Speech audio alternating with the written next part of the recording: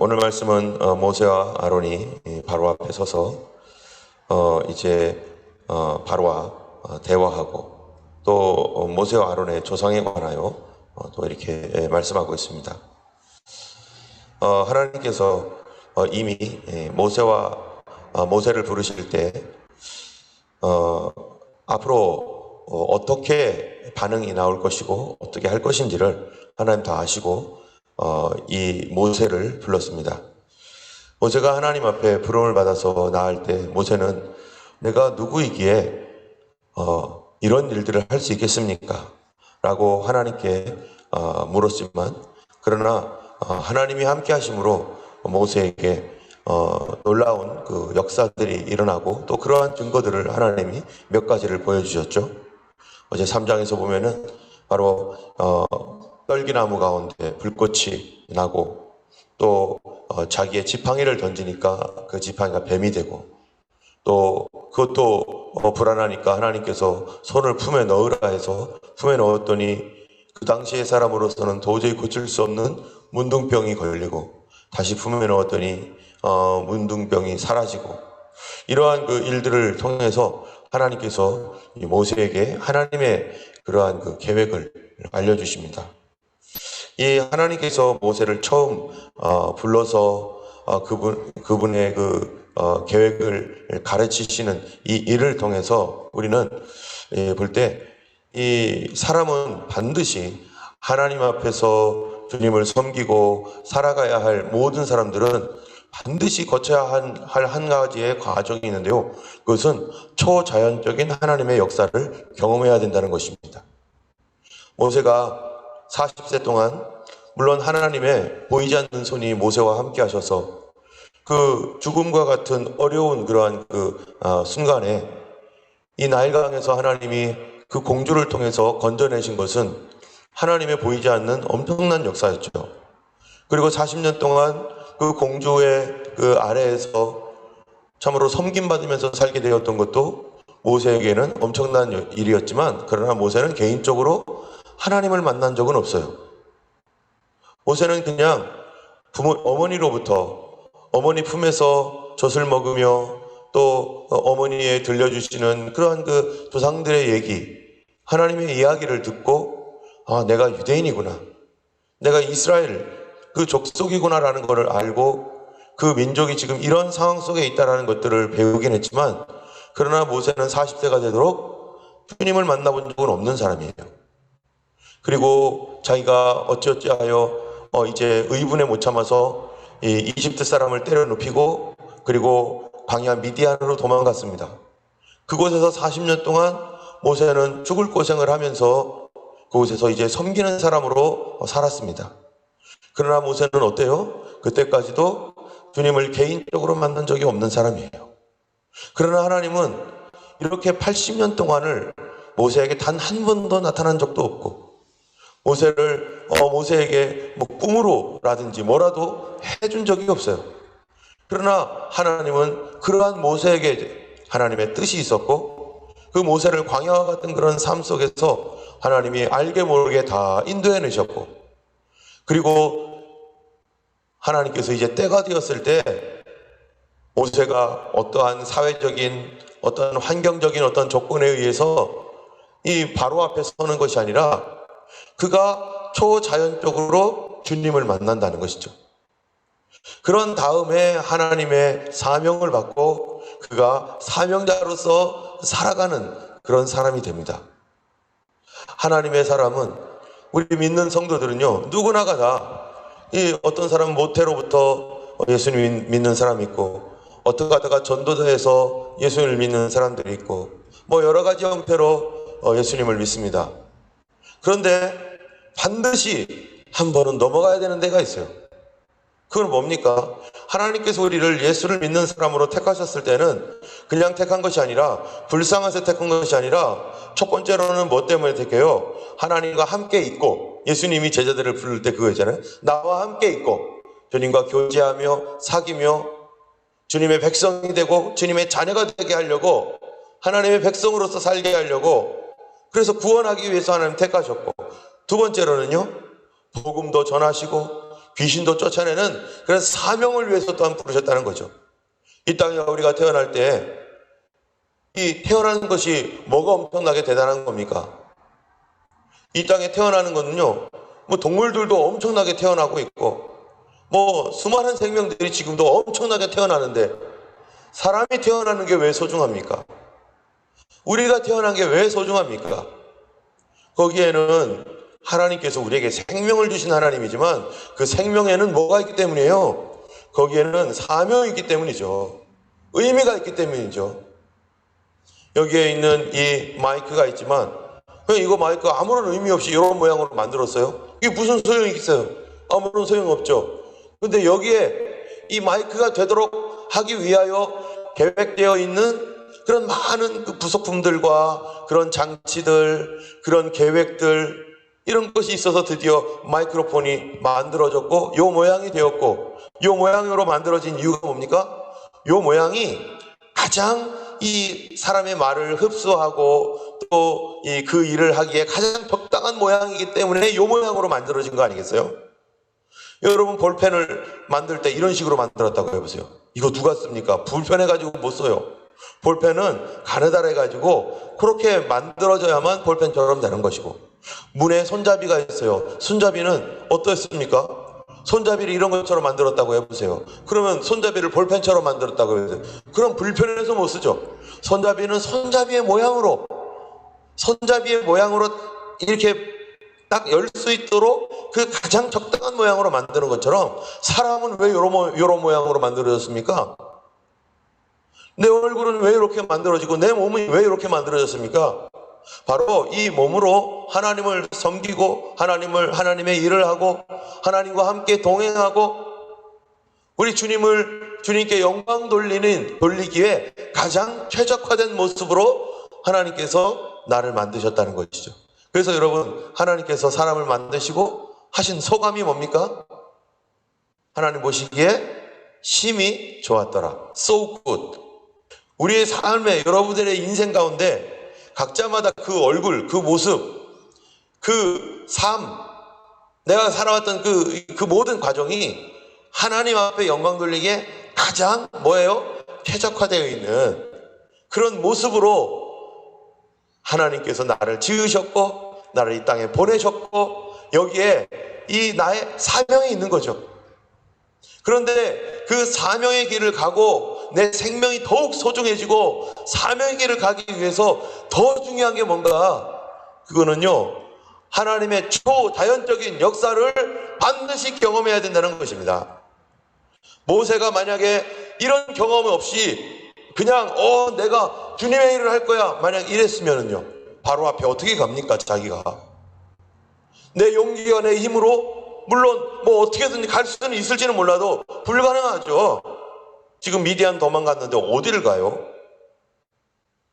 그런데 하나님께서 지금까지는 한 번도 그런 게 있다라고는 들었지만 그것이 자기 삶에 한 번도 있지 않았던 하나님을 만난 인카운터, 주님을 만나는 그 경험을 통해서 모세는 사명자로서 살게 되고 그 다음부터 사역을 하게 되고 일을 하게 되고 내가 살아야 할 이유가 바로 이것 때문이었구나.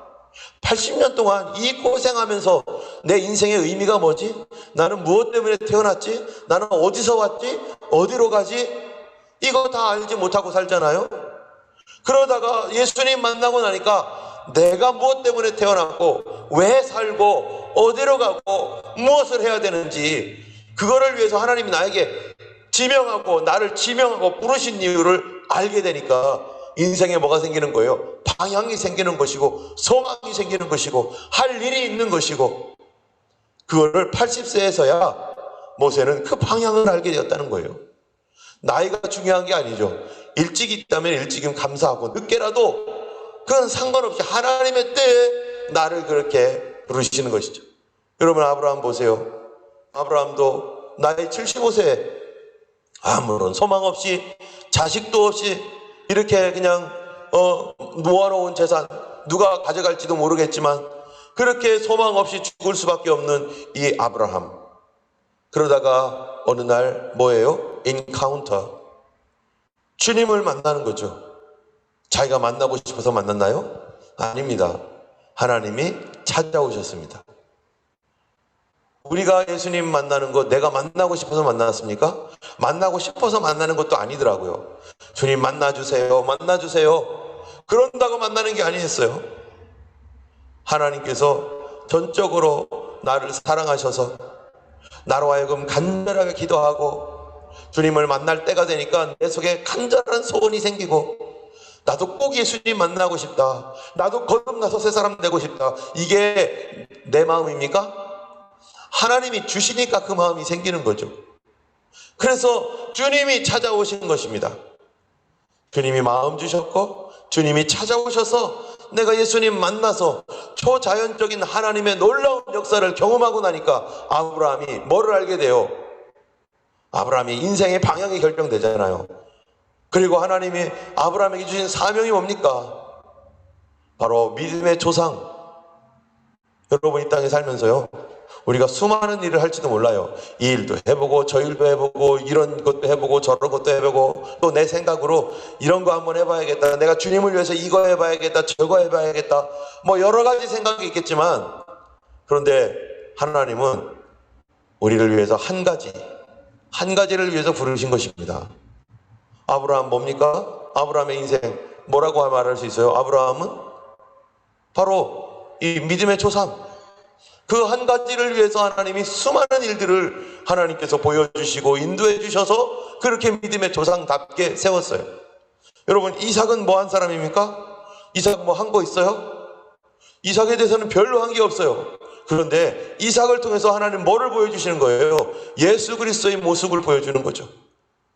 우리를 위하여 기꺼이 십자가 지신 예수님의 그 모습, 그 한 가지 그 모습을 주님 보여주시려고 이삭은 그것만으로 그 인생에 지금까지도 예수님의 형상으로서의 이삭. 야곱 뭐합니까? 야곱은 12조상 이스라엘의 12조상. 요셉 이스라엘의 이스라엘을 애굽 땅에서 살 수 있도록 하나님 예비하신 종이면서 또 요셉은 이 메시아의 형상이죠. 메시아의 형상. 모세가 바로 그 인생의 한 가지 이스라엘 백성을 구원하는 일을 위하여 그 일을 할 때 반드시 무엇부터 해야 된다고요? 초자연적으로 주님의 역사를 만나야 됩니다.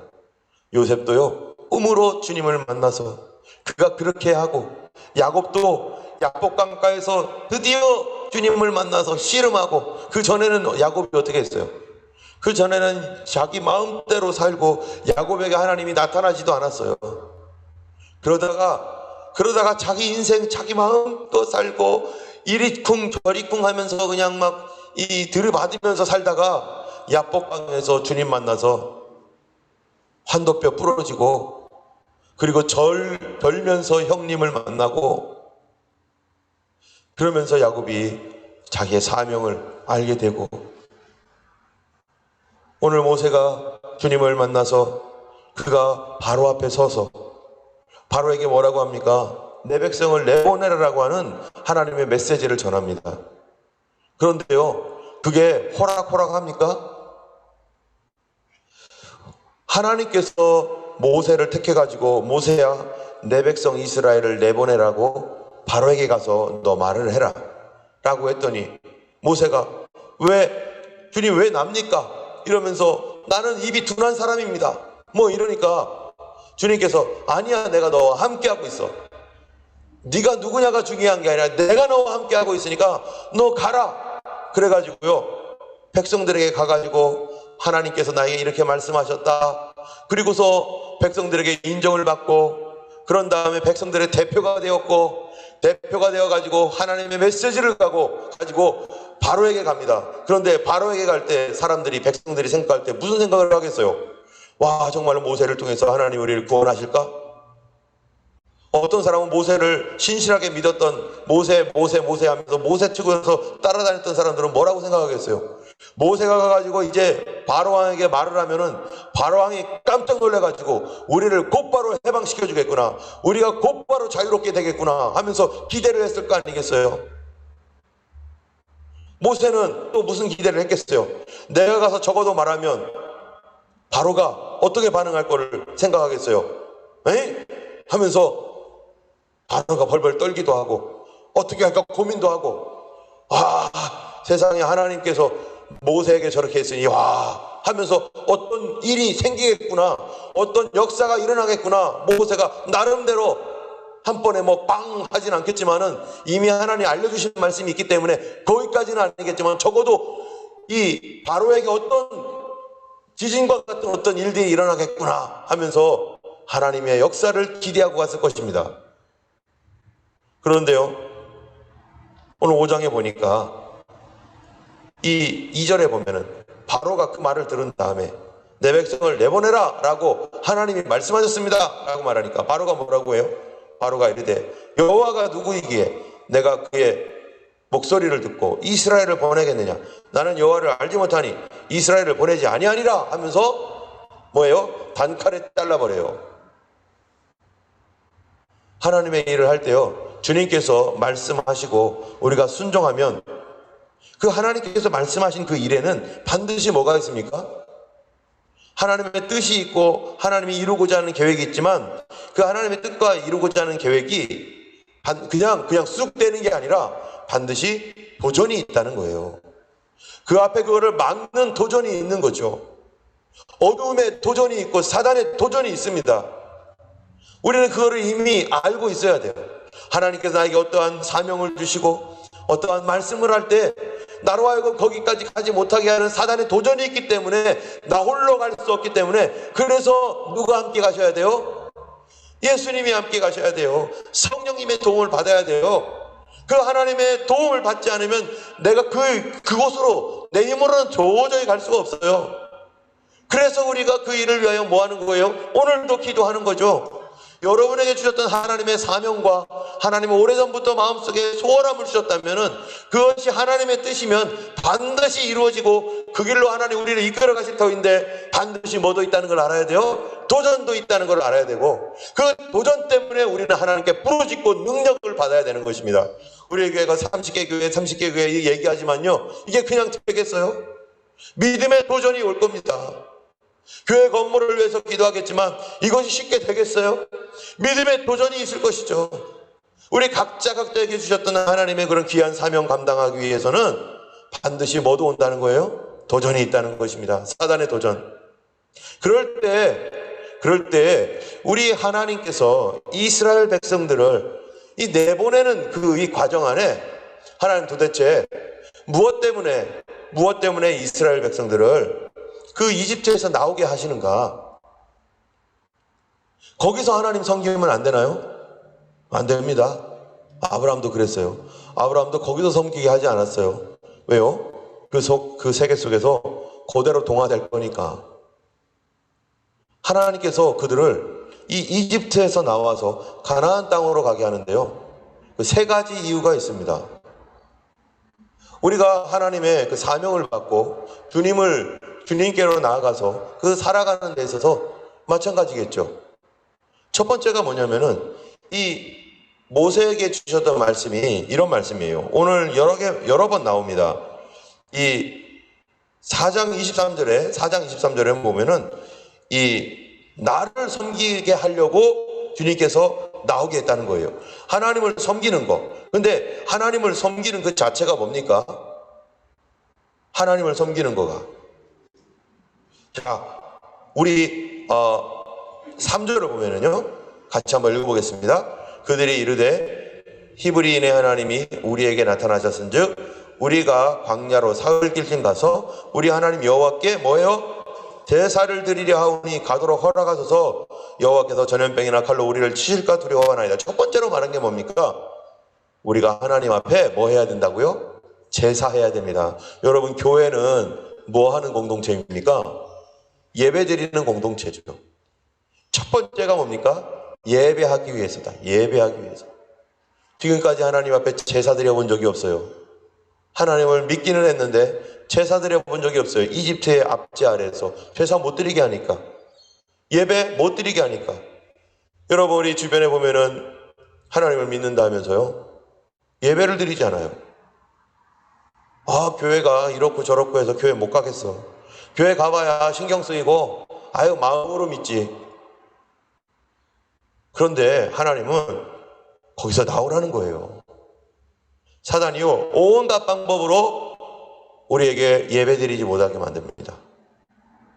귀찮게 하고 게으르게 만들고 또는 교회에서 상처받게 만들고 또는 잘못된 생각을 통해서 예배드리지 못하게 또는 예배드릴 수 없도록 집에서 압력을 가하고 뭐 여러 가지 방법이죠. 그런 걸로 예배드리지 못하게 하는데 하나님께서 제일 먼저 한 게 뭐냐? 제사 드린다. 예배 드린다. 우리는 예배 드리는 데 가장 우선순위를 둬야 됩니다. 마리아와 마르다가 있었잖아요. 우리가 잘 알죠. 마르다는 주님을 위해서 열심히 봉사하려고 하는 사람이었어요. 마리아는요 열심히 말씀 듣는 사람이었는데 마르다가 화가 나가지고 내가 일 하느라고 바빠 죽겠는데 마리아는 저기서 말씀만 듣고 있다고 해가지고 예수님께 와가지고 예수님 마리아 좀 일 좀 도와주게 해주세요 했더니 예수님 뭐라고 해요? 마리아가 좋은 편을 택하였다. 마르다야 마르다야 내가 여러 가지로 애쓰지만 한 가지나 두 가지만 하면 돼. 내가 밥 먹으러 온 게 아니야. 말씀 전하러 왔어. 우리가 이 주님의 일을 한다 하지만 가장 중요한 일은 뭡니까? 성경에서 예수님 뭐라고 합니까? 너희가 썩을 양식을 위하여 일하지 말고 영생하도록 있는 양식을 위하여 하라 했더니 사람들이 우리에게 이 양식을 주소서, 이 양식을 우리에게 주소서. 사람들이 그렇게 대답을 하잖아요. 그러니까 예수님께서 뭐라고 합니까? 도대체 무엇이 주님을 위한 일입니까? 하나님의 보내신 자를 믿는 것이 하나님의 일이니라. 우리가 정말 중요한 일은 하나님의 보내신 자를 믿는 것, 그의 말씀을 듣고 그에게 먼저 예배하는 것. 우리가 바깥에서 막 수많은 일들을 막 한다지만 그거 예배 없이, 주님을 믿는 믿음 없이 하나님 말씀의 방향을 알지도 못하고 기도하지 아니하고 하는 일은 어떤 일이겠어요? 하나님 기뻐하지 않습니다. 우리가 제일 먼저 해야 되고, 우리가 그래서 교회에서 우리가 어디를 가든지 가장 먼저 하는 게 뭡니까? 가면은 먼저 무릎 꿇고 기도하고, 교회 올 때도 그러잖아요. 그냥 오자마자 막 그냥 내일 하는 게 아니라 먼저 기도하잖아요. 상징적으로 그게 뭐예요? 하나님께 먼저 예배드리고 하나님께 인사드리고. 교회에서 어디 야외로 나갈 때 뭐 합니까? 거기에서 무조건 우리는 먼저 뭐부터 해요? 예배부터 드리죠. 기도부터 하죠. 모든 시작을 기도를 통해서, 찬양과 기도와 예배를 통해서 하고, 다른 어떤 일보다 더 중요한 일은 예배인 것입니다. 그러므로 이 우선순위가 바뀌면 교회가 영성이 떨어지고 교회가 서서히 세속화돼 버려요. 철저히 성도는 우리가 왜 교회에 모이느냐? 사람 만나러, 오늘 교회에서 재미있는 일 한대, 행사한대. 그게 아니에요. 우리는 모이는 이유는, 가장 중요한 이유, 예배드리러 모이는 것이고, 그것 때문에 그 예배의 자유를 위하여 하나님이 우리를 해방시키는 겁니다. 예배가 자유로워져야 그 다음번에 내 삶이 자유롭고 내 인생이 자유롭고 하나님의 복을 누리고 사명도 있고 그러는 거죠. 이 예배가 문이에요. 오늘 이 새벽에 더 잘 수도 있고, 또 새벽에 바쁜 일이 있어서 다른 거 할 수도 있죠. 공부할 수도 있고. 그런데 우리 왜 이 새벽에 1시간씩 나와서 우리 하나님께 예배 드립니까? 이게 오늘 하루 주님과 함께 동행하기 위하여 문을 여는, 오늘 하루를 여는 그 시작이 바로 우리에게는, 예수 믿는 사람에게 뭐부터 시작이에요? 예배부터죠. 우리 예배에는 말씀과 기도가 찬양이 있는데요. 우리 아까 기도도 하고요, 찬양도 했습니다. 이제 말씀 앞에 서고 이 말씀으로 방향 잡고 말씀으로 세임 얻고 말씀으로 오늘 하루 어떻게 하나님 앞에 살아갈지 그를 받는 시간, 그래야 가는 거죠. 사람들이 우리 어디 가자 했는데 그래 가자 했는데 가기만 하고 어디로 가는지도 모르면 어떻게 되겠어요? 엉뚱한 데 가가지고 헤맬 수밖에 없죠. 이스라엘 백성이 가장 먼저 나와야 될 이유 뭐라고요? 예배 드려야 되기 때문에. 예배 드려야 되기 때문에 먼저 나오는 겁니다. 그것이 하나님을 섬기는 거죠. 5장 1절에는요 결기를 지키라고 한다고 했어요. 또 5장 1절에 이거 다 예배입니다. 하나님을 섬기는 방법이죠. 오늘 우리가 하루 이날 처음 시간을 하나님께 이렇게 우리가 모여서 어떤 분들은 줌으로 이렇게 드립니다. 우리 하나님 앞에 예배하는 것을 철저하게 우린 지켜야 됩니다. 이 코로나 때문에 예배드리지 못하는 교회, 예배드릴 수 없는 형편에 있는 성도들, 교회에서 그거를 다 감당하지 못해서 줌도 안 되는 그런 형편에 있는 그런 분들이 얼마나 많은지 몰라요. 영적으로 얼마나 타격을 받고 얼마나 무너지고, 코로나 이전의 신앙과 지금의 신앙이 과연 우리 어떤가? 어떤 사람은 더 간절해진 사람이 있습니다. 환난과 어려움 속에 더 강력해지는 사람이 있는가 하면은 환난과 어려움을 핑계로 더 뒤로 물러가는 사람도 있고요. 더 뒤로 물러가는 교회도 있습니다. 우리가 어느 표를 택하겠습니까? 예수님 오실 때가 되면 언제라고 해요? 더 편안한 때 오십니까? 더 믿기 어려울 때 오십니까? 더 믿기 어려울 때 옵니다.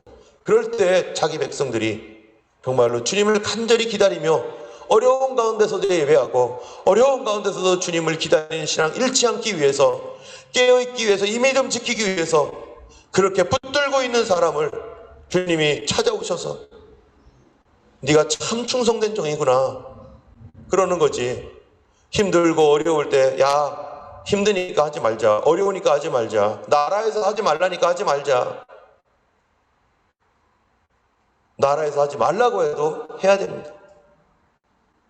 우리 하나님의 말씀을 지키는, 우리는 하나님의 말씀이 우선이지 세상이 우선이 아니죠.